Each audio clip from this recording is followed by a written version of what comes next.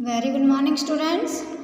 I am your English teacher and today I am going to teach English of class 8th.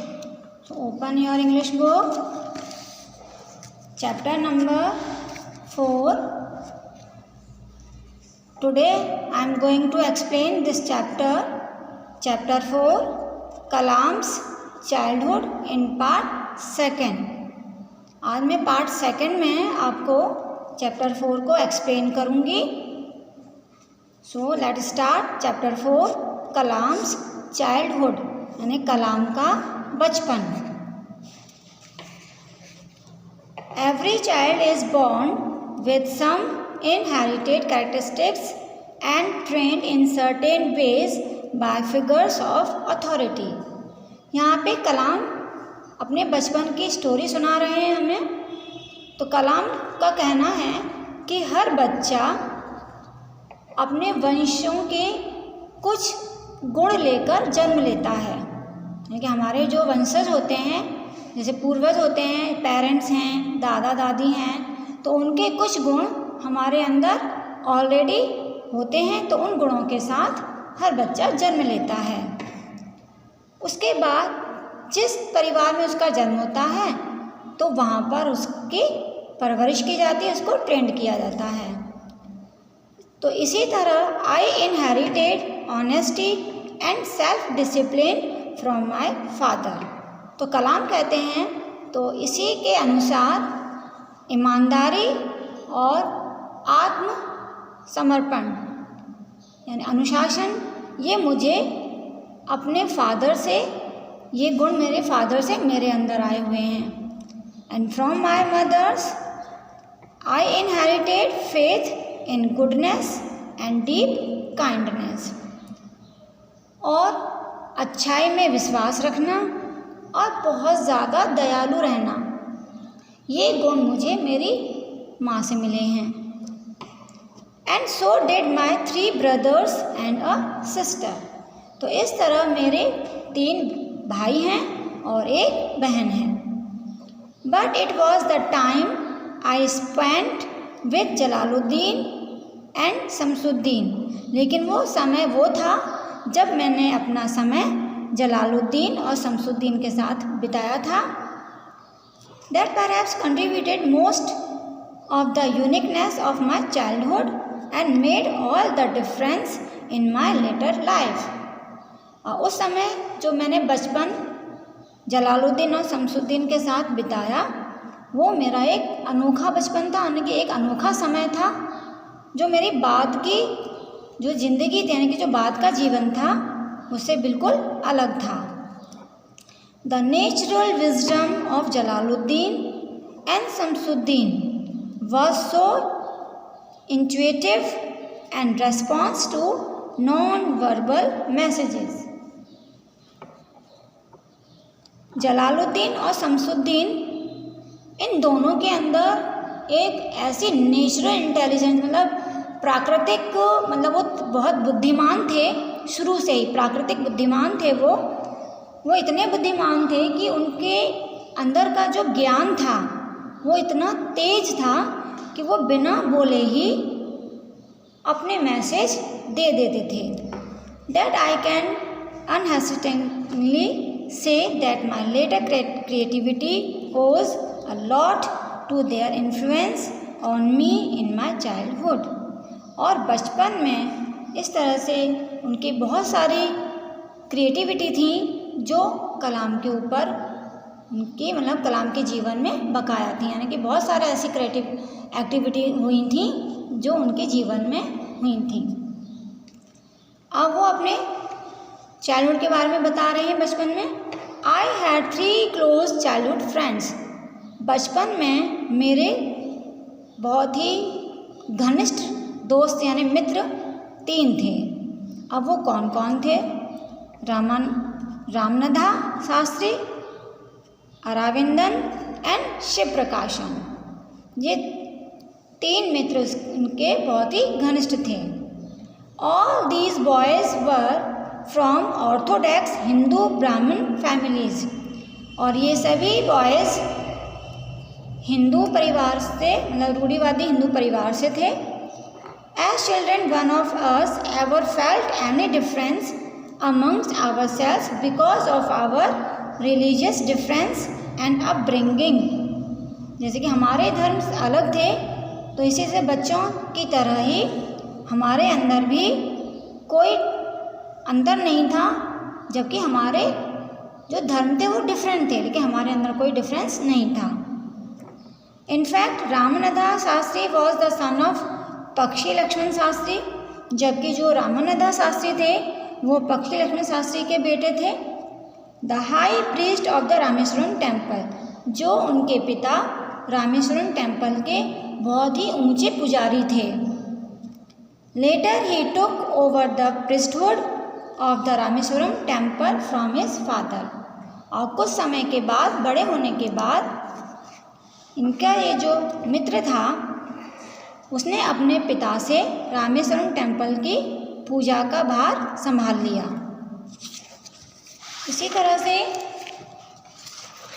जो मेरा दूसरा मित्र था Aravindan went into the business of arranging transport for visiting pilgrims, तो उसने एक ऐसा business शुरू किया जिसमें जो तीर्थ यात्रा के लिए लोग जाते थे उनको मतलब जाने का साधन, जैसे गाड़ियाँ होती हैं ट्रांसपोर्ट, वो प्रोवाइड कराने का उसने बिजनेस शुरू किया। एंड शिव प्रकाशन, और उसका जो तीसरा मित्र था मेरा शिव प्रकाशन, वो become a catering contractor for the southern railways, और दक्षिणी रेलवे विभाग में उसने कैटरिंग कॉन्ट्रैक्ट यानी कि जो खाना बनाने का काम लेते हैं वो उसने शुरू कर दिया, यानी कि वो एक तरह से हलवाई बन गया। On the whole the small society of Rameswaram was very rigid in terms of the segregation of different social groups, तो यानी कि पूरी रामेश्वरम की पूरी सोसाइटी में मतलब बहुत ही उनके अंदर जो अलगाव था, अलग अलग लोग थे अलग अलग ग्रुप्स के, उनके अंदर अलगाव था। However, my science teacher Shiv Subramaniam Iyer, though an orthodox Brahmin, अब मेरे एक साइंस टीचर थे जिनका नाम था शिवा सुब्रमण्यम अय्यर, वो भी एक रूढ़िवादी ब्राह्मण परिवार से थे। Was something of a rebel, he did his best to break social barriers, वो ये जो मतलब भेदभाव होता है उसको ख़त्म करने में वो अपना बेस्ट दे रहे थे, यानी कि पूरी कोशिश कर रहे थे। So that the people from varying backgrounds could mingle easily, जिससे कि सभी अलग अलग धर्म के लोग एक साथ मिलकर ईजीली रह सकें। He used to spend hours with me and would say, मतलब वो अपना ज़्यादा समय मेरे साथ बिताते थे और वो मुझसे कहते थे, Kalam, I want you to develop so that you are on par with the high educated people of the big cities, कि मैं तुम्हें और तरक्की की तरफ देखना चाहता हूँ, यानी कि तुम्हारी और तरक्की करना चाहता हूँ कि तुम एवरेज हो, जैसे कि तुम बड़े बड़े शहरों में जो हाई एजुकेटेड लोग हैं, यानी कि जो ज़्यादा पढ़े लिखे लोग हैं, उनके साथ जाकर स्टडी करो। When the Second World War was over, जब दूसरा विश्व युद्ध खत्म हो गया था तो इंडियाज़ फ्रीडम वॉज इमिनेंट, हमारी इंडिया आज़ाद होने वाली थी। Indians will build their own ideas, जो हमारे इंडियंस थे उन्होंने अपने खुद के आइडियाज़ बनाए हुए थे कि आज़ाद होने के बाद हमें क्या करना है। And declared Gandhi ji, the whole country was filled, ये किसने कहा था? गांधी जी ने कहा था। The whole country was filled with an unprecedented optimism, यानी कि पूरी कंट्री मतलब जो पहले नहीं हुआ था उस आशावाद से भरी हुई थी। I asked my father's permission to leave Rameshwaram and study at the district headquarters in Ramnathpuram. मैंने अपने फादर से परमिशन यानी आज्ञा के लिए पूछा कि मैं रामेश्वरम छोड़कर डिस्ट्रिक्ट हेडक्वार्टर्स, जो रामनाथपुरम में डिस्ट्रिक्ट हेडक्वार्टर्स है, वहाँ पर स्टडी करना चाहता हूँ। ही टोल्ड मी, तो मेरे फादर ने कहा, एज इफ थिंकिंग अलाउड, अगर तुम इतना ऊंचा सोचते हो Abdul, I know you have to go away to grow, मैं जानता हूँ कि तुम बहुत आगे जाओगे। Does he seagull not fly across the sun alone and without a nest, जैसे कि हम जानते हैं कि सेगुल अकेला और बिना नेस्ट के सन को क्रॉस नहीं कर सकता, यानी सूरज को पार नहीं कर सकता। And you must forgo your longing for the land of your memories to move into the dwelling place of your greater desire, कि तुम अपनी जो तुम्हारी ऊंची इच्छाएं हैं अपनी ज़मीन के लिए, तुम उसे बिना कुछ किए ही आगे बढ़ोगे, अपनी यादों में रखोगे और अपनी धरती के लिए, अपनी ज़मीन के लिए ज़रूर करोगे। Our love will not bind you, कि हमारा प्यार इसके लिए तुम्हें नहीं रोकेगा और हमारी जो ज़रूरत हैं वो भी तुम्हें नहीं रोकेंगी।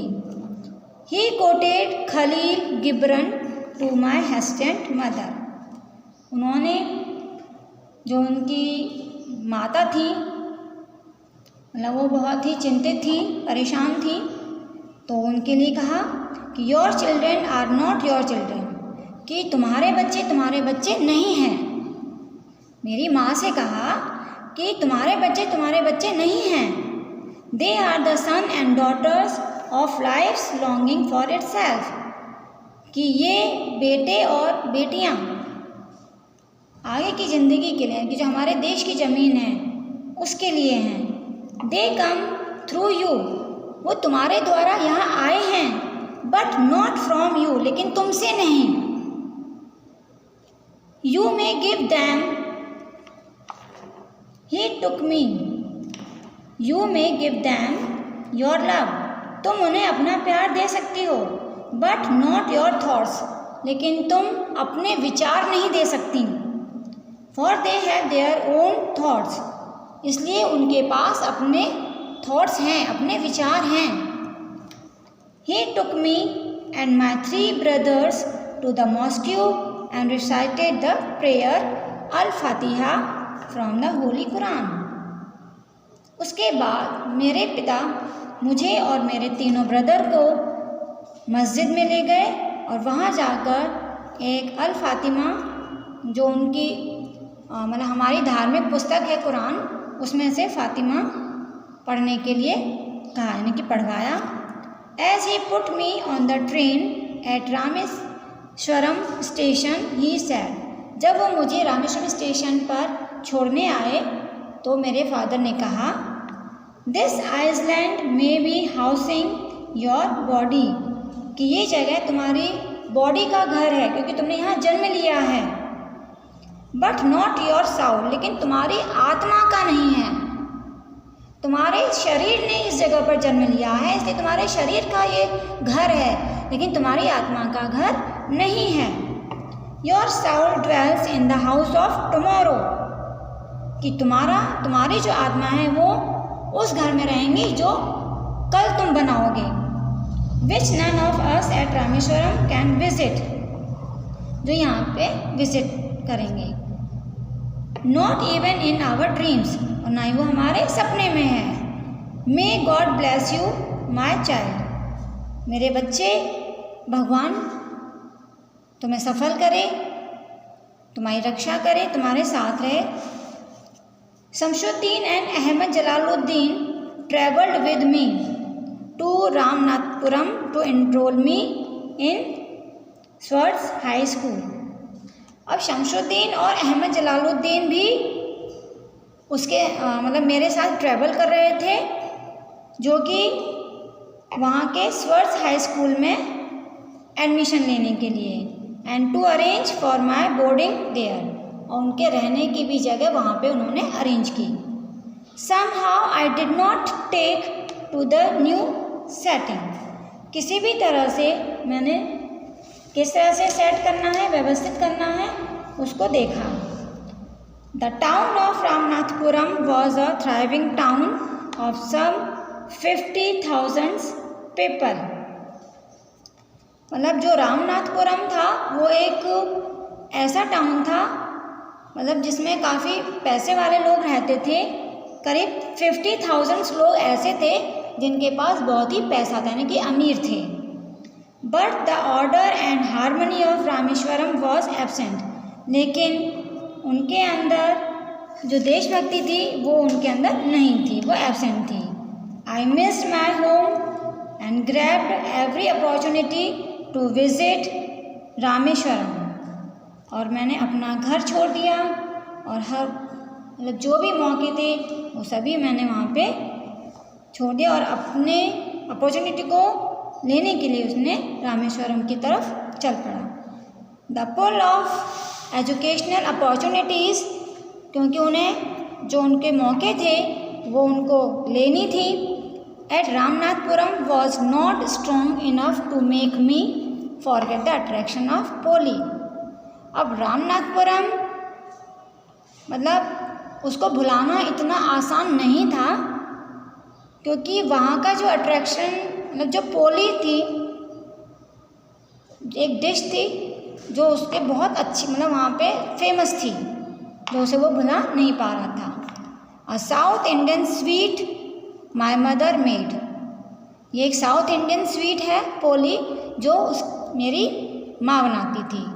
In fact she used to prepare 12 distinctly different varieties of it. उसके साथ ही वो मतलब उसकी 12 वराइटीज़, यानी उस पोली को 12 तरीके से एकदम टेस्टी बना सकती थी। Bringing out the flavour of every single ingredients use in the best possible combination. वो हर एक मतलब उसके अंदर यूज़ होने वाली सामग्री से वो उसको बहुत टेस्टी बना देती थी। डिस्पाइट माई होम सिकनेस, मतलब जो उसके घर की जो याद थी वो उसको छोड़ नहीं पा रहा था। I was determined to come to terms with the new environment because I knew my father had invested great hopes in my success. उसे पता था क्योंकि उसके फादर उससे बहुत उम्मीद लगाए हुए थे, इसलिए वो उन सब चीज़ों से दूर होता जा रहा था। My father visualised me as a collector in the making and I thought it my duty to realise my father's dream. मतलब मेरे फादर ने मुझसे आशा लगा रखी है कि मैं आगे कुछ बड़ा बनूंगा, कुछ आगे अच्छा करूंगा, कि वो मुझे कलेक्टर बनता हुआ देखना चाहते हैं। तो मैंने भी अपने फादर का जो सपना था उसे रियलाइज़ किया और अपनी जो मेरा कर्तव्य था मैंने उसको निभाया। आई